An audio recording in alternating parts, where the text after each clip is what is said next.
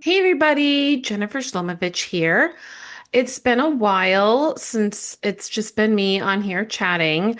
And a while back, I did a poll to, ooh, it's very windy. It's banging the window blinds behind me. Um, anyway, I digress. Yeah, a while back, I think it was 2 months ago, well, earlier in this year. I'm recording this now. It is May 5th, 2026. Earlier this year, I did a cookbook review and I did a poll to do another cookbook review.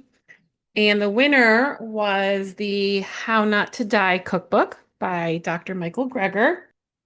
It's the companion to his book, How Not to Die, which I recommend reading. I've listened to the audiobook version and I have this version of it. He this year recently did a 10-year anniversary version, which I would like to get. I believe it has some updated information in there. Um, but definitely worth owning and definitely worth listening to the audiobook. Michael Greger is so much fun to listen to, and he has a way of explaining nutrition facts in a way that is engaging and understandable. So he's just one of my favorite doctors out there to listen to. So the winner of my poll for the next cookbook review to do was the How Not to Die cookbook. And then I recorded a bunch of recipes that I did. And I did 4 recipes. And I meant to organize a cookbook review, and it didn't happen because then I got pulled into other things and was recording other content, and I had a bunch of interviews that I've recently just finished posting all of my interview content that I have, and I kept I bet kept meaning to get to this footage and do my cookbook review. So here I am now, finally doing this cookbook review. And I feel like the timing really aligns because yesterday was May 4th, and I have shared the story many times about my mom, but in case you're not familiar with it or know the details, my mom had died from a heart attack, and the anniversary of her heart attack was May 4th, 2007. And then she was unconscious in the hospital and passed away a few days later on May 7th. And for a long time, I would have dreams periodically about going back to the day before her heart attack because I did see her then. And I didn't realize that was like our last conversation with her being conscious. And I used to have these dreams of like warning her to go to the doctor, get checked out because something bad was going to happen to her the next day. And that has been a big part of my mission here with the work that I'm doing because I want to help others eat better by eating more plants and not feeling deprived. And there's so much delicious food out there that can also be healthy and good for our bodies and can help prevent big killers like heart disease. Heart disease is the number one killer out there, and it's preventable. And there's, so much that we can do to take control of our health. And yes, there are situations that require medicine as well. Um, but eating healthy can only help benefit wherever we are. But it's hard to give up food, right? Because when we feel like we have to give up something we enjoy, uh, it can be really difficult to do that because we don't want to feel like we're missing out on good things. Yeah, when it comes to giving, we don't want to feel like we're missing out on really good food. We have a lot of connection with food around culture and holidays and memories. And it can be difficult to change our thinking around what we've grown up knowing. And there's been research that has come out that has shown differently now. And so, yeah, I'm finally going to do this cookbook review, and I am doing it in honor of my mom and her memory, and wishing that I could go back, taking that dream that I would have after she had passed away of wishing I could save her. I am taking that inspiration to try to help others and educating others on how they can take care of themselves so they don't have to run into having such horrible experiences for themselves. And so let's go over the How Not to Die cookbook. What I really appreciate about this cookbook is it's not just any cookbook. It shares details about how eating a whole food, plant-based diet can help prevent and reverse certain diseases. So it talks about coronary heart disease and lung disease and brain diseases, digestive cancers, infections, type 2 diabetes, high blood pressure, liver disease, blood cancers, kidney disease, breast cancer, suicidal depression, prostate cancer, and Parkinson's disease. Dr. Greger has what he calls the Dr. Greger's Daily Dozen. And these are foods that we should be eating every day. And there's so many different creative ways to include what those foods are. So we got beans, berries, other fruits, cruciferous vegetables, greens, other vegetables, flax seeds, nuts and seeds, herbs and spices, whole grains, beverages, and exercise. So there's a whole overview on what Dr. Greger's Daily Dozen is. There are simple preparations that it's important to look at before making the recipes. It'll list like what preparations to make in advance, such as there's a savory spice blend or nutty parm or roasted garlic. There's ranch dressing. So there's just to name some of those. So when you make your recipe, when you follow the recipes in here, just take a moment to see if there's anything you need to make in advance, so you can do those and have them ready. Yeah, so after that, it breaks in the meals. So there's different breakfasts here, like summertime oatmeal, superfood breakfast bites, French toast with berry drizzle, to name some of the breakfast items in here. I did not make the breakfast items when I did cook the recipes, um, but I certainly would like to make them and would like to try these out for sure. Now, these snacks, dips, and spreads, I also did not get a chance to make, but this artichoke spinach dip, I really would like to make soon because I feel like it would be something really great to have as a snack, an appetizer when you want just, crackers and things. Uh, I've made my own red lentil crackers, and I would definitely like to try them with this artichoke spinach dip. I think that would probably go really delicious. So yeah, that's something I would like to do.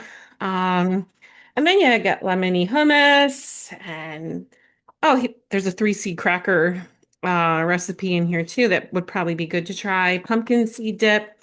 So yeah, these are just some of the recipes to make from all of that, different snacks, cheesy kale crisps. I have made kale chips before that are pretty good. I haven't tried this recipe, but I'm sure it's really good. I've also done other roasted chickpea recipes, and they really do make an incredible snack.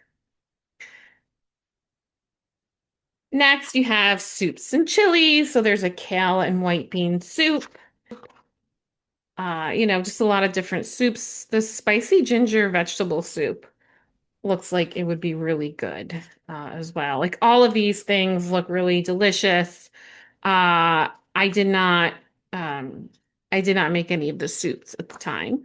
I usually don't follow any soup recipes because I make this mixed bean soup with whatever vegetables I have on hand, and I just usually make that for soup. And so I don't usually follow other recipes for soup because I just make that and my family likes it. But I would like to try out some of these soup recipes. I also make my own chili. There's a three bean chili recipe. I have to eliminate tomatoes because I have a sensitivity to them. So I have my own chili recipe that I do have up on this channel that uses a beet sauce instead. So yeah, there's like a lot of different great things in here. And then there's salads and dressings. These all look really great, like this golden quinoa tabbouleh, kale salad with avocado goddess dressing. So there's a lot of different tasty looking salads in here. And dressings can be loaded with a lot of fat and sodium, and we don't need all of that to have delicious, healthy dressings. So again, I haven't tried these recipes. I like this mango avocado kale salad with ginger sesame orange dressing. Looks like something I would definitely like to try soon when it's approaching summer. This super salad with garlic Caesar dressing and hemp hearts looks really good. I love a good Caesar dressing. And when I go out to get vegan food out, I do like a vegan chicken Caesar salad. Those are really good. The Caesar salad dressing is probably not the healthiest, even though it is vegan. I'm sure there's like oil in it. Um, this pistachio spinach salad with strawberry balsamic dressing looks really good. I have a strawberry sensitivity, but I think I would try it with raspberries. I think that would be like a good replacement. Then you have burgers, wraps, and more. So there's black bean burgers and sloppy jacks and curry chickpea wraps. So I, again, didn't make any of these. And these beet burgers look really good too. Yeah, so I did not do any of that. So here we are in the very veggie mains. So you got the zucchini noodles with cashew Alfredo, avocado cashew Alfredo. That looks really good. And these pesto carrot noodles with white beans and tomatoes. I would probably switch it up with roasted red pepper. So there, as you can see, there's a lot of great flavorful meals. This roasted vegetable lasagna looks great. This whole roasted cauliflower with lemon tahini sauce looks really great. So yeah, there's a lot of great, delicious looking foods in here. So then you have the bean cuisine. So there's chickpea and vegetable tangine, smoky black-eyed peas and collards, braised tempeh on bok choy with spicy ginger sauce, chickpea and cauliflower curry, lentil shepherd's pie that looks really good, and just a lot of really other tasty looking meals. It doesn't require a lot of ingredients either that I noticed about this cookbook. This mac and cheese looks really good. And again, these are all oil-free recipes, low salt. There is a lot of use of miso paste. And I used to stay away from miso paste because it's high in sodium. But there is a note in here. Here's the page. So it says, miso, soy versus sodium. Wait a second. Isn't miso high in sodium? A single bowl of miso soup can contain half the American Heart Association recommended daily limit, which is why I used to reflexively avoid it when I'd see it on the menu. But when I actually looked into it, I was surprised by what I found. There are two principal reasons to avoid salt: stomach cancer and high blood pressure. It turns out, however, that in the case of miso, the anti-carcinogenic and anti-hypertensive benefits of soy may be enough to counter the effects of the salt. So I did buy some miso paste, and I have been using it, and some of my foods. Maybe not like the full amount, but like just a little bit goes along the way. It adds a lot of great flavor. So I don't add salt to my food a lot of the time. If I do, it's just a tiny little bit. But with cooking with miso, it's a great way to add some flavor, um, but in a way that's again beneficial. Um, so yeah, so going back to what we were going over here. So yeah, there's a lot of just great recipes in here. And what I did end up making, and I'll cue in some video, is this red quinoa loaf with golden gravy. This was my favorite loaf that I have made. And I have made lentil loaves a lot over the years.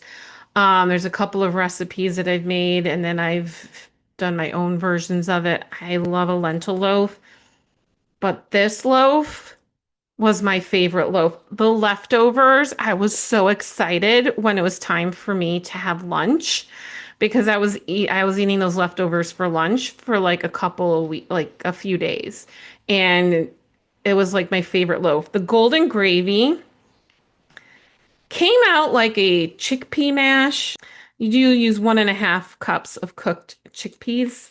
And so it comes out like a chickpea mash. It didn't look like the way it does in this, exactly like this book, but it came out really good and I enjoyed all of it. So I highly recommend trying this. It was really, really good. And then yeah, flipping around, um, I made these lemon roasted Brussels sprouts and carrots with pecans. And I they came out okay. I used the savory spice blend that is in the chapter where you think of ingredients to prepare in advance. It was okay, but I feel like I would have seasoned it differently. I like the concept of carrots and Brussels sprouts and pecans, but yeah, this one was okay. But the loaf, that loaf that I made these Brussels sprouts to go with the loaf, and the loaf was my favorite thing. So yeah, these are just some more of the recipes in here. This cauliflower mash, I wanted to make it, but I didn't have time at the time when I was cooking things from this book. These no-bake oatmeal walnut cookies. These I also made, and they were so good. And yeah, I'm a big fan of healthy cookies. And there's so many ways you can make cookies healthy with just some oats and dates and some nuts and mix and match some ingredients. You can even toss some chocolate chips in there, and it's still better than a standard chocolate chip cookie. And so that's what I mean. Why I'm so passionate about showing people about this food is there's just so many creative things we can do with plants that's flavorful, tasty, healthy. We don't feel deprived, and it's good for us, and we can help heal ourselves and prevent these terrible diseases which can be prevented. There goes my phone. So yeah, and then there was more desserts. I haven't made these other desserts yet, like these fudgy no-bake brownies, but they look amazing. And then I made this two-berry pie with pecan-sunflower crust. This pie was fabulous and definitely a winner for the summertime for sure. I made it with frozen blueberries and blackberries. Moving forward, I would just, I think, use the blueberries. You can mix it up with other berries you want too. I think any kind of cherry, strawberry, raspberry, blueberry, whatever berries you want. I think you can't go wrong. This pie was fantastic, and my non-vegan husband really enjoyed it too, as well as the cookies. He didn't try the loaf. He's a little skeptical of the loaves because he didn't like the lentil loaves that I've made, so he didn't try the loaf that I had made. But that's okay. It meant I had the whole entire loaf for myself. But yeah, the desserts are always a hit with my family most of the time. And yeah, these are just some of the other, you have some, drinks here, different types of drinks. And yeah, this was a really great book to have. I have a lot of cookbooks, and I do have some other whole food plant-based cookbooks, but this one had a lot to offer that those books did not have. So if you want to eat healthy and not feel deprived, there's a lot of great recipes in here to try. Again, I haven't tried all of them, just the ones that I had mentioned, but I was pretty happy with them overall. Just the Brussels sprouts I would have seasoned differently. Other than that, uh, this is definitely a win. I highly recommend it. I look forward to trying more recipes from here, and I'll be sure to share as I make them with you all. Also, another note on Dr. Michael Greger. He came out with a documentary this year for How Not to Die, and it is free online. And I'm going to include the link for that below this video. I highly recommend checking this out and learning about the importance of the food we put in our body. And so I recommend checking out that documentary. As well as the Forks Over Knives documentary. That's a classic. That's been a big part of my journey as well. I'm going to put that in the notes below. And Dr. Michael Greger also has a website, nutritionfacts.org, which is loaded with all kinds of information on health and food. So please check all of that out. And with that, I'm going to wrap up this cookbook review. I am so proud of myself for finally recording it, finishing it up. Took a few months, but hey, it's done. And let me know if there are any other cookbooks you would like me to review or any types of recipes you'd like me to share. And yeah, so that's it for now, and I will see you all real soon. Bye for now.